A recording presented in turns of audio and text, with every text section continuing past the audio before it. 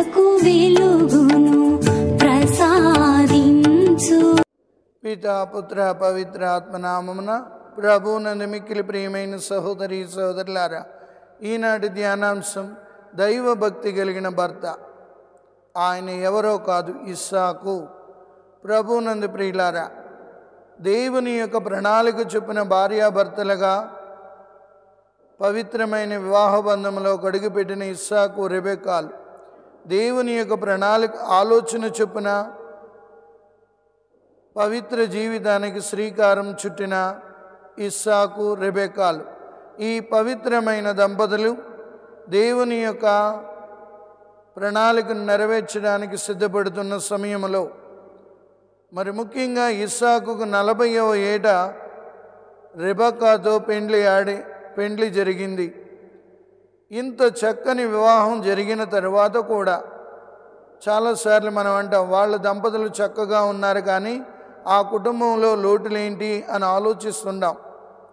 So పవిత్రమైన దంపతులుగా, దైవ భక్తి కలిగిన దంపతులుగా ఇస్సాకు రెబెక్కాలు పవిత్ర వివాహ జీవితాన్ని కొనసాగిస్తున్న తరుణంలో ఈ పవిత్ర వివాహ బంధంలోనికి శోధన కనబడుతుంది. ప్రియులారా, ఏమిటి అంటే ఇస్సాకు దైవభక్తి కలిగిన భర్త, రెబెక్కా దైవభక్తి కలిగిన ఇల్లాలు, వీరిలో ఒక లోపం కనబడుతుంది. ఏంటంటే పిల్లలు లేరు.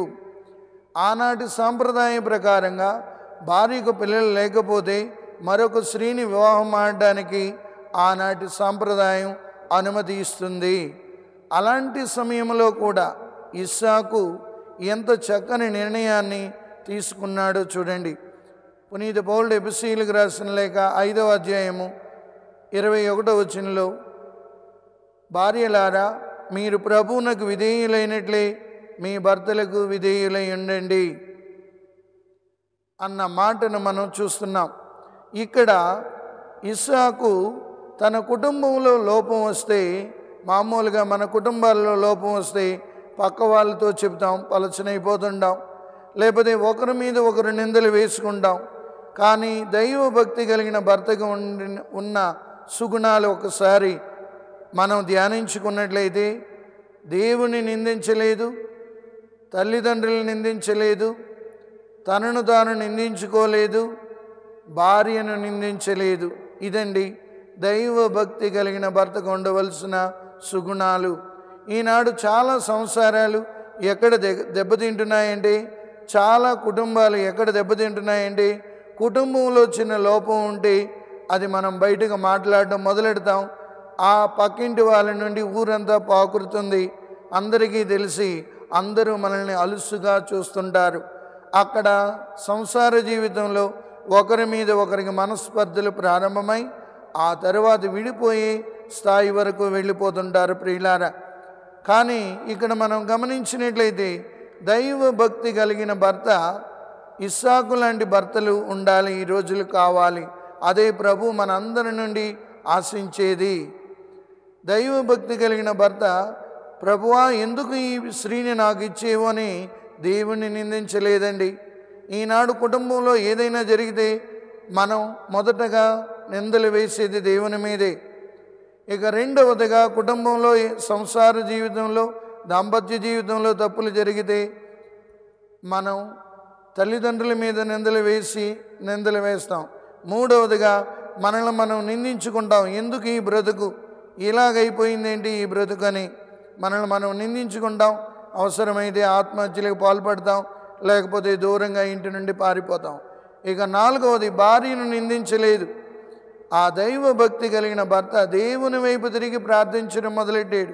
ఈ భార్యని ఇచ్చింది నీవే, ఆశీర్వదించవలసింది నీవే అని. కావున ప్రియులారా, ఈనాడు కుటుంబాల్లో అనేక సమస్యలు కనబడుతున్నాయి. దైవ భక్తి కలిగిన భర్తలుగా మనం ఒకటే నేర్చుకోవాలి. ఇస్సాకులాగా కుటుంబాలలో లోపాలు కనబడినప్పుడు దేవుని వైపు తిరిగి తన భార్య కొరకు ప్రార్థించాడు. వెంటనే ఆ కుటుంబంలో ఉన్న లోపం పోయి రెబెక్కాకి కవల పిల్లలు పుట్టారండి. ఈ ధ్యానాంశం నుండి నేర్చుకోవాల్సింది ఒకటే, దేవుణ్ణి నిందించకూడదు, తల్లిదండ్రులను నిందించకూడదు, తనను తాను నిందించుకోకూడదు. భార్యను నిందించకూడదు. అతడే నిజమైన దైవభక్తి కలిగిన భర్త. అయితే ఏం చేయాలి? దేవుని అడగాలి. పవిత్ర వివాహం చేసేది దేవుడే, ఆ కుటుంబంలో ఉన్న లోపాలు సరిదిద్దేది దేవుడే, ఆ కుటుంబాన్ని దీవించేది దేవుడే. కాబట్టి ఇలాంటి భర్తలుగా రావాలని మనం ప్రభుని వేడుకుందాం. పిత, పుత్ర, పవిత్ర ఆత్మనామమున ప్రభు మిమ్మందరినీ ఆశీర్వదించి కాచి కాపాడునుగాక. ఆమేన్.